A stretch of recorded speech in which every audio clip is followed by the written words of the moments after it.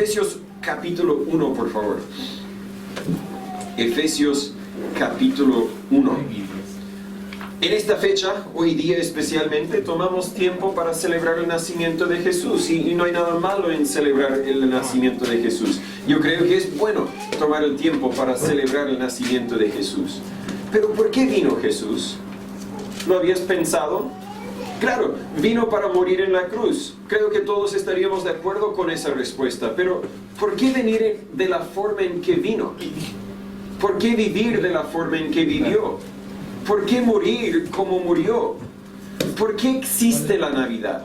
¿Por qué existe esta cena del Señor que vamos a observar en un momento más? ¿Por qué? Efesios capítulo 1, versículo 12, creo que nos da una parte de la respuesta a esa pregunta. Dice, para que seamos para alabanza de su gracia, nosotros quienes primero confiamos en Cristo. Voy a orar antes de seguir. Señor y Padre, gracias le damos por tu palabra. Gracias le damos por haber enviado a Jesús a morir en nuestro lugar. Gracias, Señor, por este momento que podemos celebrar juntos como familia en Cristo. Y gracias por todo lo que usted ha hecho y sigue haciendo en nuestras vidas. Pero, Señor, en este momento, en estos 30 minutos que podemos apartar para estudiar tu palabra, habla a nuestros corazones, abre nuestros ojos y ayúdanos a entender lo que usted quiere que entendamos, a creer lo que debemos creer y a vivir como debemos vivir. En el nombre de Jesús le pedimos esto. Amén. En esta fecha celebramos el nacimiento de Jesús, pero no podemos concluir la celebración ahí. Claro que Jesús nació en un establo hace unos 2000 años y no hay nada malo en celebrar y recordar ese evento. Pero nació para poder vivir entre nosotros y así ser nuestro intercesor, nuestro sumo sacerdote. Dentro de los memes, las imágenes, los dichos que se han compartido en esta fecha, creo que el que más me llamó la atención es que muchos bebés han nacido como reyes, pero solo un rey nació como bebé. Jesús era el rey de reyes antes de nacer este mundo. Y no hace mal, no está mal, más bien está bien recordar y celebrar el nacimiento. Pero claro que no tan solo nació, sino que vivió también entre nosotros. Pero vivió para luego poder morir por nosotros. Y solo así podía pagar la deuda de nuestros pecados. La Biblia nos aclara en Hebreos 9:27 que sin derramamiento de sangre no hay remisión. No hay otra forma de remover el mal, lo malo, la maldad que nosotros hayamos hecho. Alguien tenía que morir y gracias a Dios Jesús vino para morir en nuestro lugar. Solo así podía ser la propiciación para los pecados de todo el mundo, el pago que la justa ira de Dios demanda por nuestros pecados. Pero la historia no termina ahí. Claro que nació entre nosotros, vivió entre nosotros, murió en nuestro lugar, pero murió para resucitar. Solo así podía darnos vida. Están en Efesios 1, si quiere buscar el capítulo 2, versículo 5, la Biblia dice, aún estando nosotros muertos en pecados, nos dio vida juntamente con Cristo, por gracia sois salvos.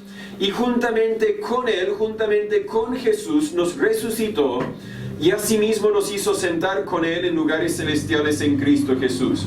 Cuando Jesús resucitó, podía así dar vida a nosotros que estábamos muertos en nuestros delitos y pecados. Si Él no hubiese resucitado, no podría darnos vida, tal vez podría pagar la deuda de nuestros pecados, pero lo que hoy conocemos como el segundo nacimiento, lo que hoy sabemos que es la nueva vida, sería incompleta si Jesús no hubiese resucitado de la muerte. Finalmente Jesús resucitó para hacer algo más, para luego ascender al cielo, donde vive eternamente para interceder por los que por Él se acercan a Dios. Pero si terminara mi charla ahí, le dejaría con la impresión de que todo lo que Dios hizo, lo hizo para nosotros, los seres humanos. Y es cierto, lo hizo para nosotros. Es cierto, Jesús no murió por los pecados de Él, murió por nuestros pecados. No murió para rescatar a su alma de la esclavitud al pecado y su destino al infierno. Murió para rescatar nuestra alma, la mía y la tuya. No murió para justificarse a sí mismo delante de Dios. Murió para justificarnos a nosotros. No murió para que Él pudiera ser hecho hijo de Dios. Murió para que nosotros lo pudiéramos ser. Es cierto, Jesús vino, vivió, murió y resucitó y ascendió para nosotros. Pero eso solo es parte de la verdad. Solo es una cara de la moneda, podríamos decir. Si me preguntaras por qué estamos haciendo las excavaciones y poniendo el cimiento de la construcción al lado, le podría decir que es para apoyar los ladrillos que vamos a construir encima de esas fundaciones. Y sería una respuesta honesta, no es mentira. Las fundaciones son para apoyar al ladrillo, pero solo sería parte de la verdad. Porque la realidad es que estamos poniendo el fundamento no tan solo para construir los ladrillos, sino también para luego poner las vigas del entretecho, para luego armar la madera del segundo piso, para luego colocar el techo. Y aún ahí la historia sería incompleta porque estamos haciendo todo eso para armar un templo, una casa en el cual podemos adorar a Dios con más personas, con más espacio y tal vez incluso más comodidades, aunque las comodidades no son necesarias. Si nos enfocamos en el ladrillo que esas fundaciones van a sostener, perderíamos el motivo verdadero por todo lo que estamos haciendo. Y de la misma forma, si decimos que Jesús hizo todo lo que hizo para nosotros, perderíamos el motivo verdadero por el cual Jesús vino, vivió, murió, resucitó y ascendió al cielo. Claro que lo hizo para nosotros, pero más que eso, lo hizo para Dios. Observa que en todo lo que Jesús hizo, Dios fue glorificado. Dios fue glorificado en su nacimiento. En Lucas capítulo 2, versículo 14, lo leímos esta mañana, los ángeles anunciaron: gloria a Dios en las alturas, y en la tierra paz, buena voluntad para con los hombres. Lo que Jesús está haciendo, lo está haciendo para dar gloria a Dios y para dar paz a los hombres. Las dos cosas. Jesús dio gloria a Dios también en su vida. En Juan 17:4 Él proclama: yo te he glorificado en la tierra. He acabado la obra que me diste que hiciese. En su nacimiento dio gloria a Dios, en su vida glorificó a Dios, en su muerte glorificó a Dios. En Juan 21:19 la Biblia dice: esto dijo Jesús, dando a entender con qué muerte había de glorificar a Dios. En su nacimiento, en su vida y en su muerte, todo lo que Jesús hizo, claro, lo hizo para proveer la salvación para nosotros, pero lo hizo para glorificar a Dios. Gálatas 6:14 la Biblia dice: más lejos esté de mí gloriarme, salvo en la cruz de nuestro Señor Jesucristo, por el cual el mundo me es crucificado a mí y yo al mundo. La gloria está en la cruz. ¿Y cómo fue glorificado Dios en la cruz? Porque todas las profecías y todas las promesas fueron cumplidas ahí. Porque aunque pareciera por un momento que Dios perdió cuando Jesús murió, realmente ganó. Si no fuera por la cruz, no pudiera haber dicho al ladrón muriendo a su lado en Lucas 23:43: hoy tú estarás conmigo en el paraíso.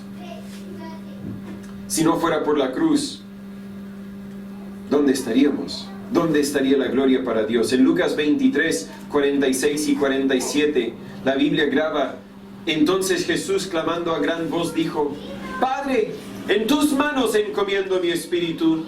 Y habiendo dicho esto, entregó el espíritu, es decir, murió. Y en versículo 47 la Biblia dice: y cuando el centurión vio lo que había acontecido, dio gloria a Dios, diciendo: verdaderamente este hombre era justo. En su nacimiento, en su vida, en su muerte, Jesús vino para dar gloria a Dios. No tan solo eso, sino también resucitó y luego ascendió al cielo para dar gloria a Dios. La Biblia dice en Hechos 3:13: el Dios de Abraham, de Isaac y de Jacob, el Dios de nuestros padres, ha glorificado a su Hijo Jesús, a quien vosotros entregasteis y negasteis delante del Pilato, cuando éste había determinado dejarle en libertad. Pero Jesús había dicho, acuérdese: el que me honra a mí, honra al Padre que me envió. Cuando Dios glorificó a Jesús, Dios estaba glorificándose a sí mismo. La ascensión, la resurrección y ascensión de Jesús también fue para glorificar a Dios. Y un día Jesús volverá de nuevo para glorificar a Dios.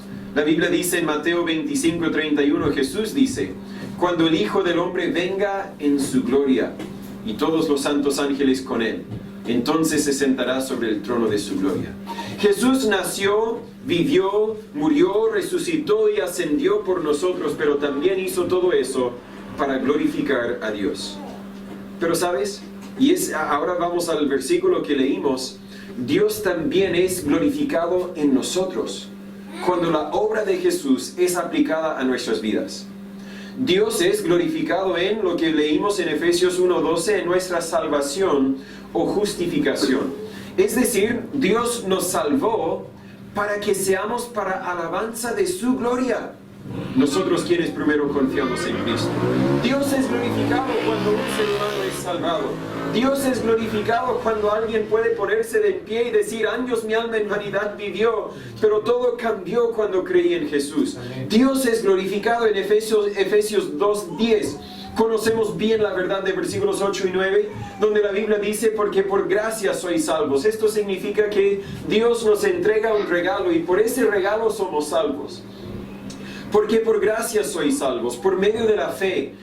Y esto no de vosotros, pues es don de Dios, no por obras para que nadie se gloríe. Pero luego versículo 10 dice: porque somos hechura suya, creados en Cristo Jesús, para buenas obras, las cuales Dios preparó de antemano para que anduviésemos en ellas. Dios nos salva para glorificarse a Él mismo. Dios nos salva para su propia gloria. Dios es glorificado en nuestra resurrección futura un día. En 1 Corintios 15:43, la Biblia dice: se siembra en deshonra, se levantará en gloria. Un día seremos resucitados con Jesús para la gloria de Dios.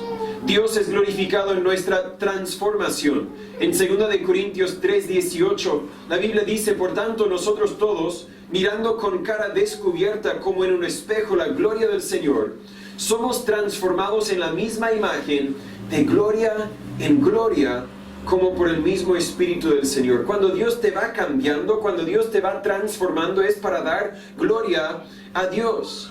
2 Corintios 4:17 dice: porque nuestra leve aflicción, y hablamos un poco de nuestros problemas, nuestras dificultades esta mañana, porque nuestra leve aflicción, la cual es momentánea, produce en nosotros un inmensurable y eterno peso de gloria.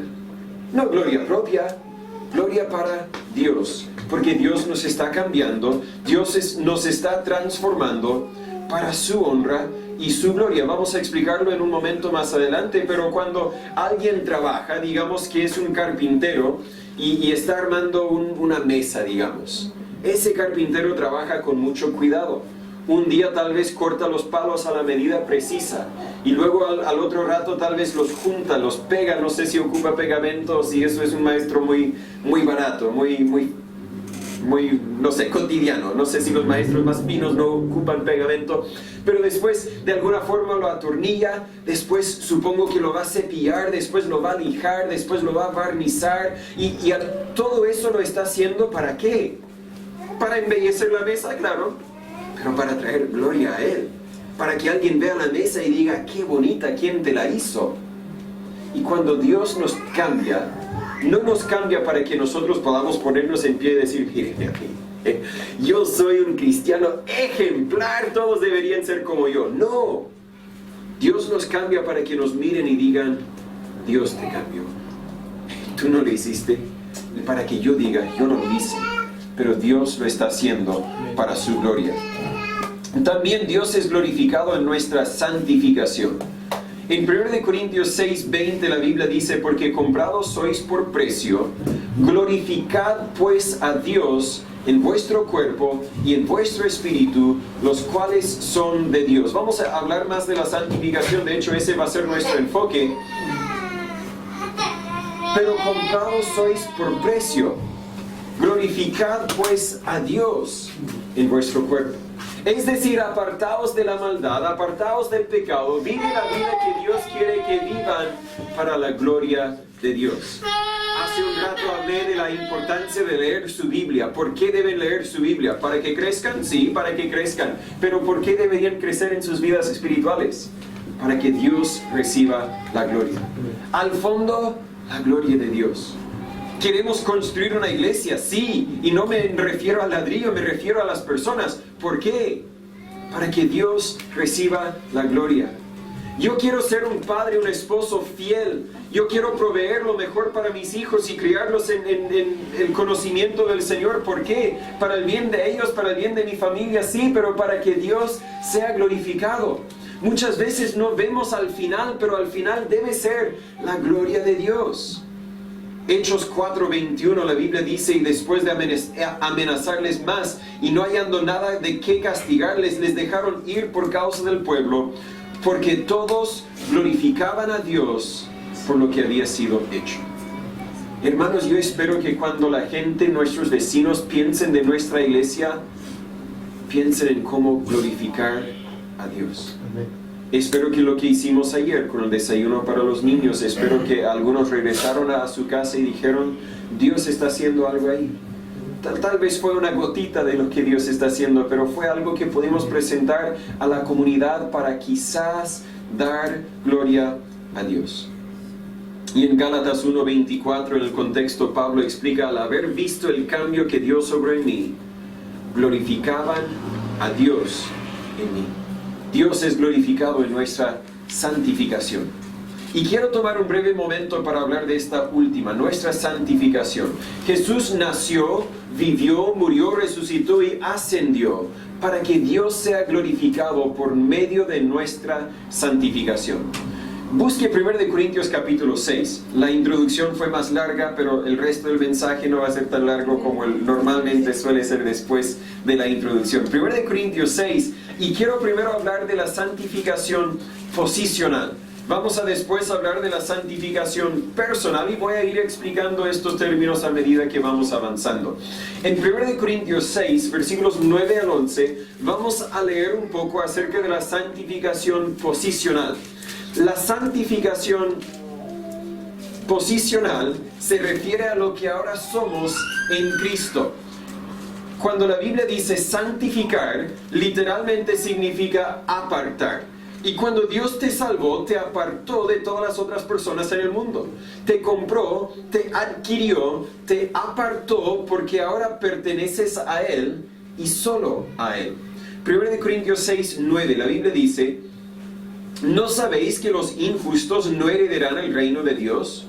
No os engañéis, ni los fornicarios, ni los idólatras, ni los adúlteros, ni los afeminados, ni los que se echan con varones, ni los ladrones, ni los avaros, ni los borrachos, ni los maldicientes, ni los estafadores heredarán el reino de Dios. Y esto erais algunos de vosotros. Algunos de vosotros, algunos de los creyentes, algunos de los miembros de la iglesia, eran esas cosas horribles. Esto erais algunos de vosotros, mas ya sois lavados, ya sois, ahí está la palabra, santificados, otra vez esa palabra significa apartados, ya sois justificados en el nombre del Señor Jesús y por el Espíritu de nuestro Dios. Hay un cambio importante que sucede cuando posicionalmente estamos santificados. Cuando un pecador se arrepiente, cuando cree en Jesús, Dios cambia su posición. Ya no es, y lo estudiamos por varias semanas, hace varios meses, aquí con la pizarra, ¿verdad? El cambio que ocurre cuando Dios cambia a una persona que era enemigo de Dios y ahora lo hace acepto en el amado. Una persona que antes era hijo del diablo, ahora es hijo de Dios. Una persona que antes era injusta, Dios lo declara justo. Dios cambia su posición en un instante. Tal como si yo estoy dentro del templo o estoy fuera del templo. Mi posición cambió y si estuviera lloviendo, fuera del templo me voy a mojar. Pero dentro del templo, si la puerta está cerrada, no me mojo. Hay una gran diferencia. ¿Por qué? Porque hay una diferencia en mi posición. Es parecido, esta santificación posicional es parecido a lo que ocurre cuando uno compra una casa. Hay muchas casas aquí en esta ciudad. ¿Quién sabe cuántas? No me sorprendería si hay 50,000 viviendas, casas y departamentos aquí en San Pedro de la Paz. Pero de todas estas casas, solamente una casa es mía, gracias a Dios. Yo no puedo mantener más que una. Solamente una casa es mía. En mis ojos, esa casa está santificada o apartada para mi familia. Los ladrones pueden robar casi cualquier otra casa y no me va a afectar. Si es una casa suya, me va a afectar un poco, pero no me va a afectar tanto. ¿Verdad? Hablaban de los incendios que empezaron en la noche en Lomas Coloradas, podrían haber afectado algunas viviendas, pero ¿sabe? Mi casa no está en Lomas Coloradas. No me afectó tanto porque esas casas no eran mías. Mi casa es santificada para mí, no quiero decir que es santa, no en el sentido espiritual, pero en el sentido práctico, es apartada para mí. El fuego puede consumir cualquier otra casa y voy a sentir poca tristeza, pero esa casa es mía. La compré y la aparté para mi uso. Observa conmigo que esta santificación posicional es permanente. La Biblia dice en versículo 11, más ya sois lavados, ya sois santificados, ya sois justificados. En el ejemplo de la casa, yo no arrendé esa casa, la compré. No pagué un precio para usarla por 1 año o 2 años. Y lo mismo es cierto para cada cristiano. Cuando Dios te compra con el precio que Jesús pagó al derramar su sangre, no compró el derecho de que tú le obedecieras por unos meses, por unos años. Te compró, te apartó por vida. Es una santificación permanente. La salvación de tu vida es permanente y la posesión o la santificación posicional de tu vida también es permanente. Están en 1 Corintios 6, vea versículo 20. Porque comprados sois por precio, glorificad pues a Dios en vuestro cuerpo y en vuestro espíritu, los cuales son de Dios. Dios te compró y esa transacción es permanente. Esa transacción o esa santificación posicional también es completa. Lo vemos otra vez en esa palabra sois, pero lo vemos más claramente en Hebreos 10:10, donde la Biblia dice, en esa voluntad nosotros somos santificados mediante la ofrenda del cuerpo de Jesucristo hecha una sola vez. Entiende bien conmigo que el pago que se requería para pagar la deuda de tus pecados ya está hecho. No falta nada por pagar. Jesús ya pagó la deuda. Si usted ha recibido el regalo de la salvación al haber creído en Jesús, al haber arrepentido de sus pecados, entonces tu santificación posicional, tu posición como hijo de Dios es completa. Volviendo al ejemplo de la casa, gracias a Dios no tengo que seguir haciendo pagos para mi casa. Aunque muchas veces entiendo que resulta así, uno compra con un crédito hipotecario y tengo que pagar las imposiciones, hay otros pagos, así que la ilustración no es perfecta. Pero cuando Dios te compró, te salvó, te perdonó, tu santificación es completa. En el caso de mi casa, yo tenía la plata a la mano de haber vendido mi casa en los Estados Unidos y pagué el precio total para comprar la casa hace unos años atrás. Esa casa es totalmente mía, totalmente apartada para mi uso, tal como el cristiano es totalmente de Dios. Esa santificación posicional también es divina. En Hebreos 2:11 la Biblia dice, porque el que santifica y los que son santificados, de uno son todos, por lo cual no se avergüenza de llamarlos hermanos. El que santifica, sin entrar a todos los detalles, se refiere a Dios. No es un pastor que santifica, no es usted mismo quien se santifica, es Dios el que santifica. Esta santificación posicional es divina. Lo hace Dios y solo Dios. No necesita nuestra ayuda. Lo único que hacemos nosotros para ser santificados posicionalmente, para ser hechos hijos de Dios, es creer, es recibir a Jesús, aceptar la verdad, rendirnos al Evangelio. Y como uno que toca un interruptor, la corriente hace todo lo que hay que hacer. Dios nos santifica. Tú no puedes hacerte pertenecer a Dios, tal como la casa no podía hacerse ser mía. La casa no tiene cómo comprarse. Yo tenía que comprarla.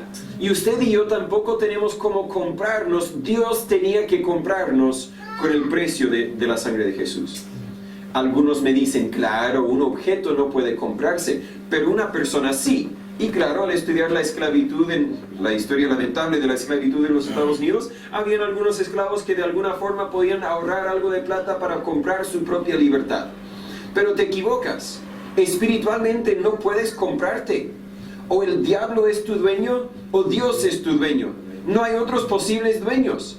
Y para que el diablo ya no sea tu dueño, Dios definitivamente tiene que ser tu dueño. Solo Dios puede santificarte posicionalmente. Y te santifica, volvemos al punto, para su propia gloria. En Efesios 2, conocemos bien versículos 8 y 9, pero los versículos que vienen antes, 5 al 7, la Biblia dice, aun estando nosotros muertos en pecados, nos dio vida juntamente con Cristo, porque por gracia sois salvos. Eso es decir, nos hizo sus hijos, nos santificó posicionalmente. Y luego dice, y juntamente con Él nos resucitó, y asimismo nos hizo sentar con Él en lugares celestiales en Cristo Jesús, para mostrar en las edades venideras las abundantes riquezas de su gracia, en su bondad para con nosotros en Cristo Jesús. Te salvó, te perdonó, te justificó para demostrar lo bueno que es Él, para que Él reciba la gloria. Pero 1 Corintios 6:20, lo que leímos aquí en nuestro pasaje, también nos revela la otra cara de la moneda de la santificación. Y es una santificación práctica o personal. Otra vez, 1 Corintios 6:20 dice, porque comprados sois por precio, la santificación posicional. Glorificad pues, ahora estamos hablando de la santificación personal, glorificad pues a Dios en vuestro cuerpo y en vuestro espíritu, los cuales son de Dios. Para explicar mejor esta santificación personal, vaya conmigo a 1 de Tesalonicenses capítulo 4. 1 de Tesalonicenses capítulo 4.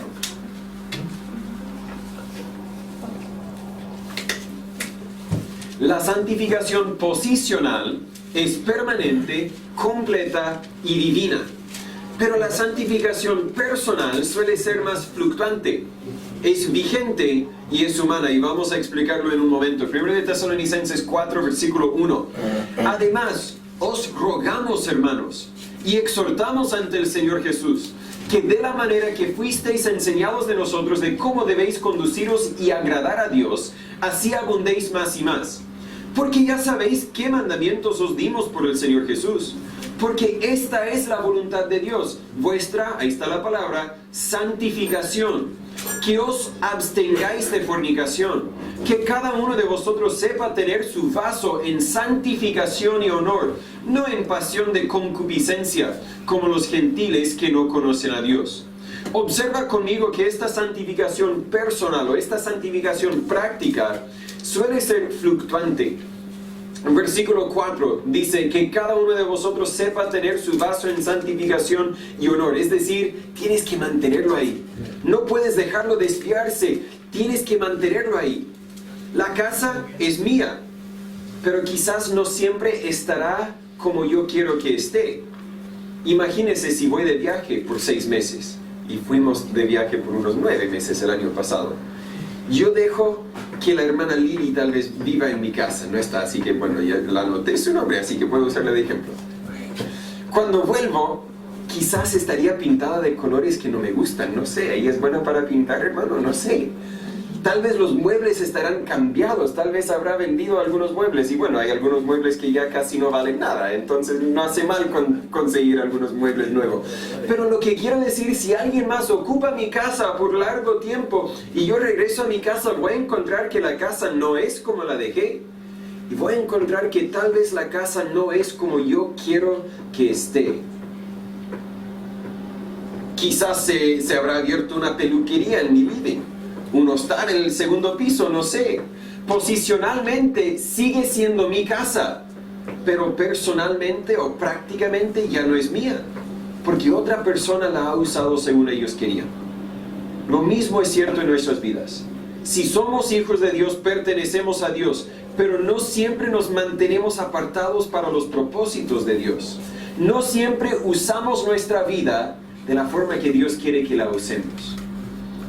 Tenemos que siempre tener nuestro vaso, nuestra vida, nuestro cuerpo en santificación para que Dios la pueda usar. Esta santificación personal también es vigente, y con eso quiero decir que es un proceso constante. Los que nos conocieron cuando recién compramos la casa saben que hicimos muchos cambios a ella antes de venir a ocuparla. Es decir, hicimos algunos cambios al tiro. Derribamos algunos muros, instalamos un piso nuevo, pintamos todos los muros de la casa, incluso el cielo de la casa, etc.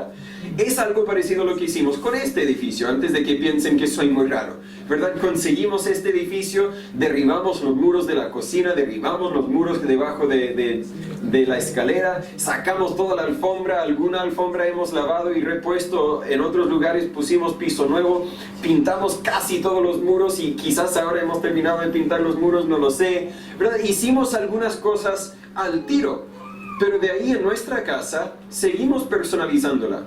Un año después traje tierra vegetal para sembrar pasto que los perros ya han destruido. Al otro año encerramos parte del patio con unas ventanas para un tipo mansarda, creo es la palabra. Y luego hace unos años atrás reconstruimos la ampliación para regularizarla, etc.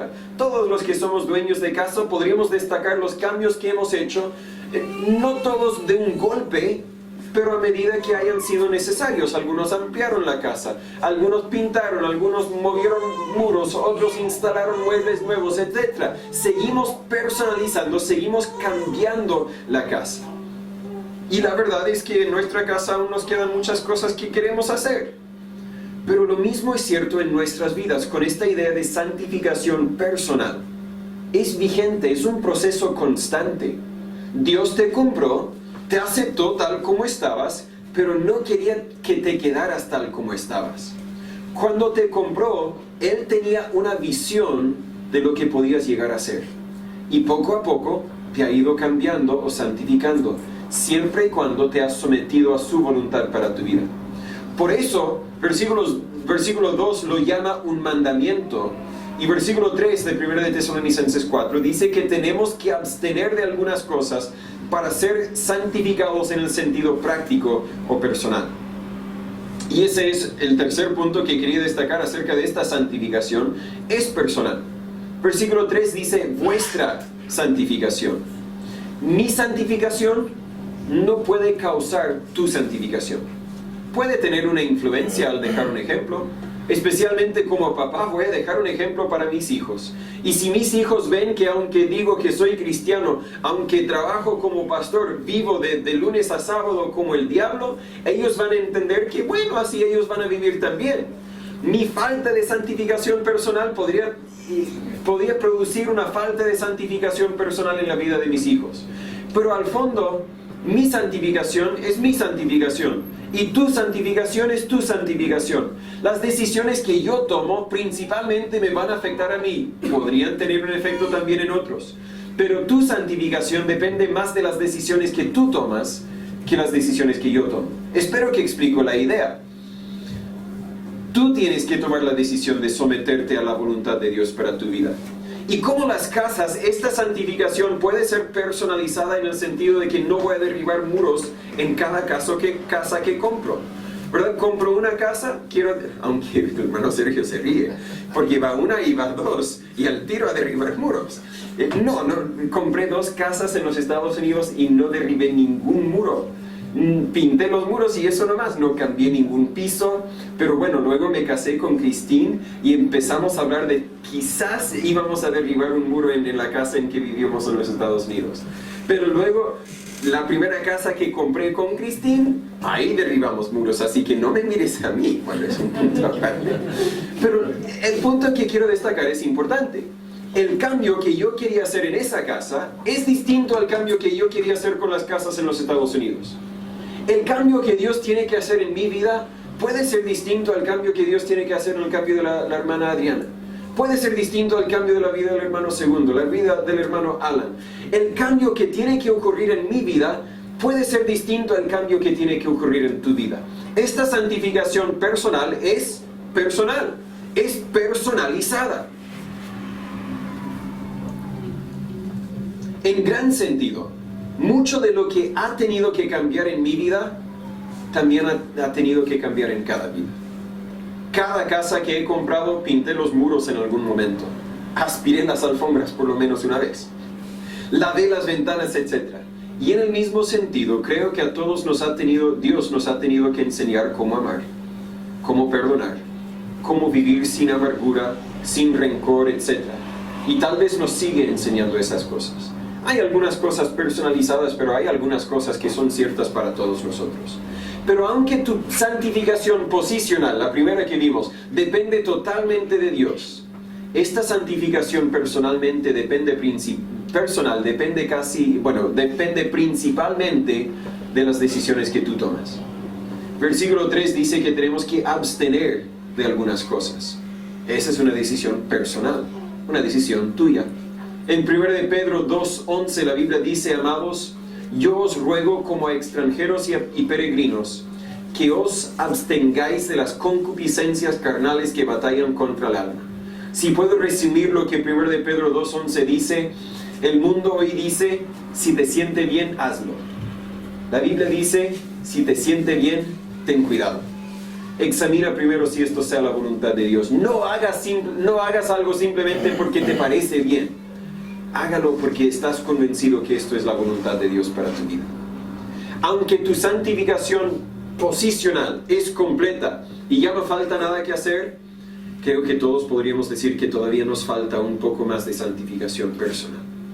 Aún no hemos llegado a ser todo lo que deberíamos ser.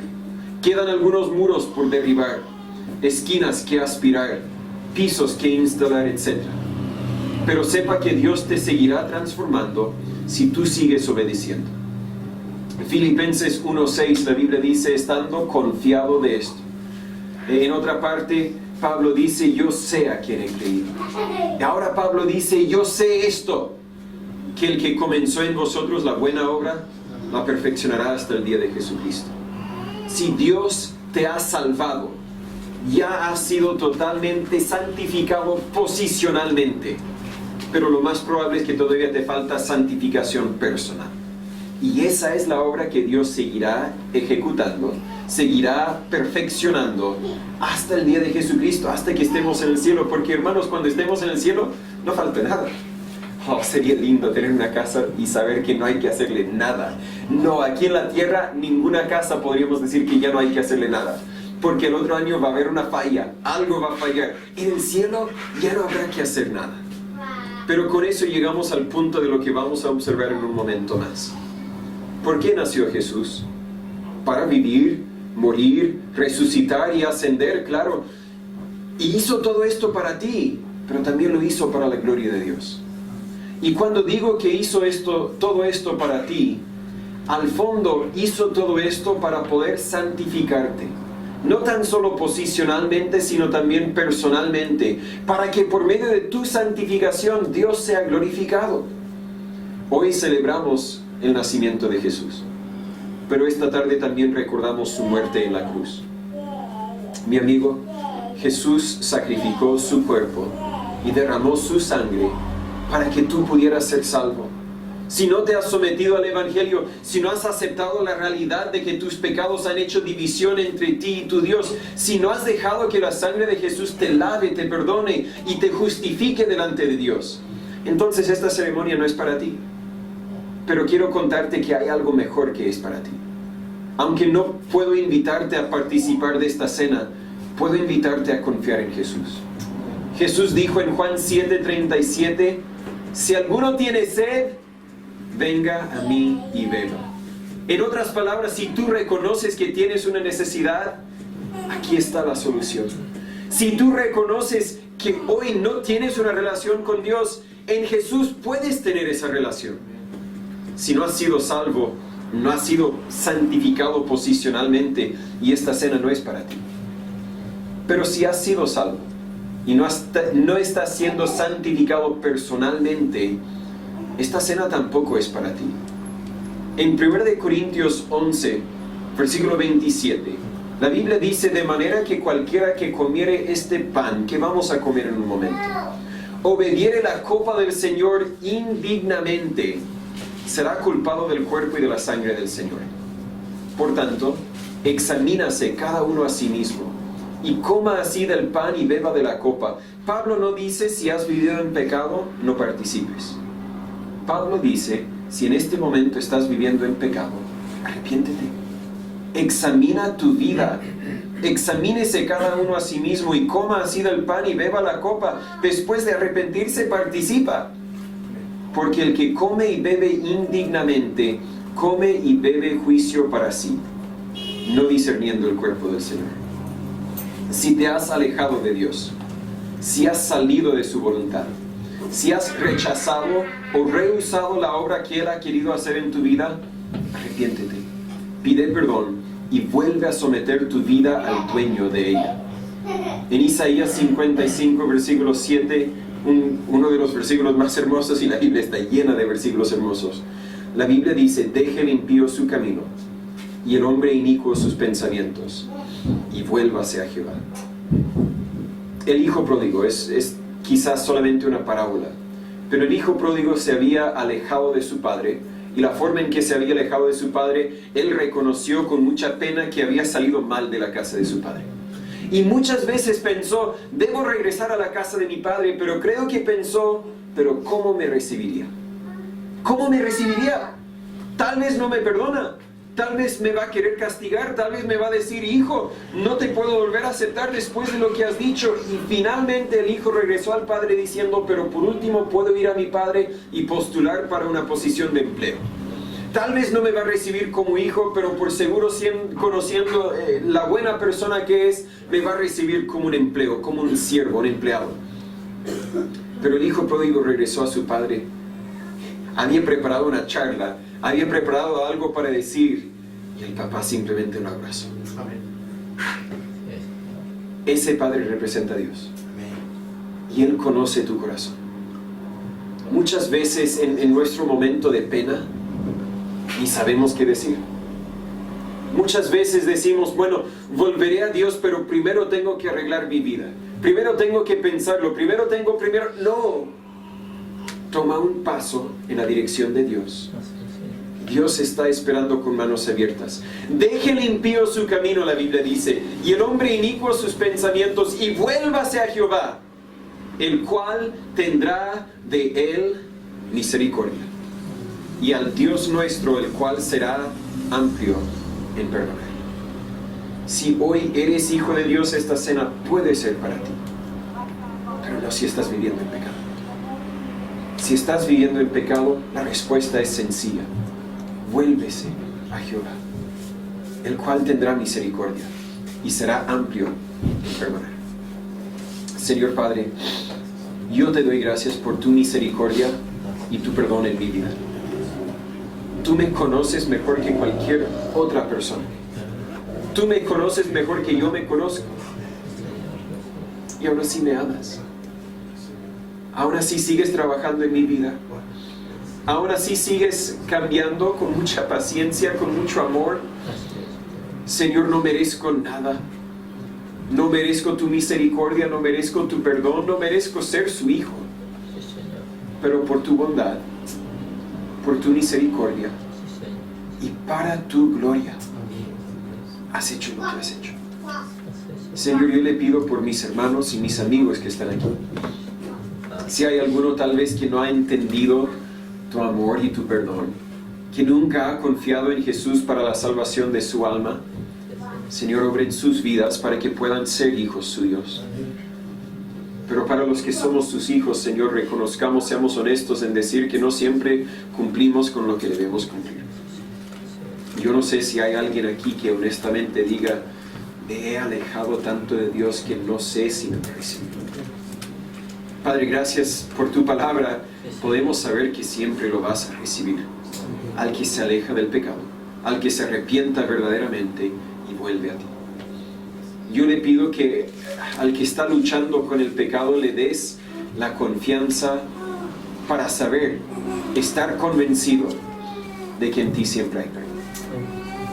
Para el que ha luchado y tal vez está luchando ahora mismo para vencer al pecado, ayúdales a saber que siempre hay victoria en Cristo. Y Señor, sigue santificándonos para que seamos todo lo que usted quiere que seamos. Para por medio de nuestros dichos, para por medio de nuestros hechos, por medio de nuestro testimonio en nuestras familias, en nuestras comunas y en nuestros lugares de trabajo, tú recibas toda la honra y toda la gloria. En el nombre de Jesús le pedimos esto. Amén. Muchas gracias una vez más por haber tomado su tiempo para estar con nosotros. Antes de que se vaya, quiero contarle el mensaje más importante de todos los mensajes. Y es la pregunta, ¿cómo puede uno saber si va a ir al cielo o no? Y la respuesta es muy sencilla, nadie va al cielo por sí solo. Nadie va al cielo por ser suficiente bueno. La Biblia nos dice en Romanos capítulo 3, versículo 10, que no hay justo, ni aun uno. No hay nadie quien puede autoidentificarse y decir, míreme a mí, yo soy bueno, yo merezco el cielo. Yo no merezco el cielo, y tú tampoco. En mis propias fuerzas, tal como tú en las tuyas, nunca llegaríamos al cielo. Pero por eso es que Dios mandó a Jesús a morir en la cruz como nuestro sustituto, a tomar la paga de nuestros pecados. La Biblia dice en Juan 3:16, porque de tal manera amó Dios al mundo. Eso te incluye a ti tal como me incluye a mí.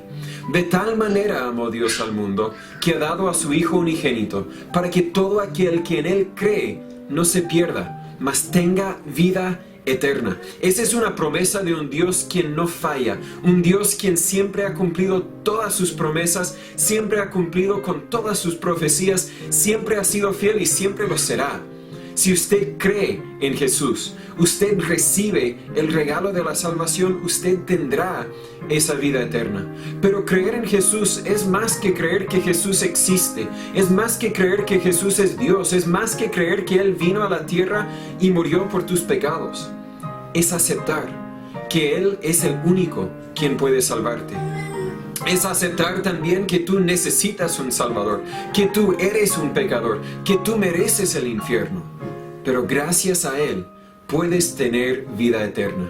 Si nunca has confiado en Él, si nunca le has pedido que Él te perdonara por tus pecados, que hoy sea el día. Si aún te queda alguna duda, por favor, escríbeme, llámame, mándame un mensaje. Quiero ayudarle a conocer la verdad que realmente transformará tu vida verdaderamente. Y es el Evangelio, las buenas nuevas, que Cristo salva. Gracias por su tiempo. Que pase buen día.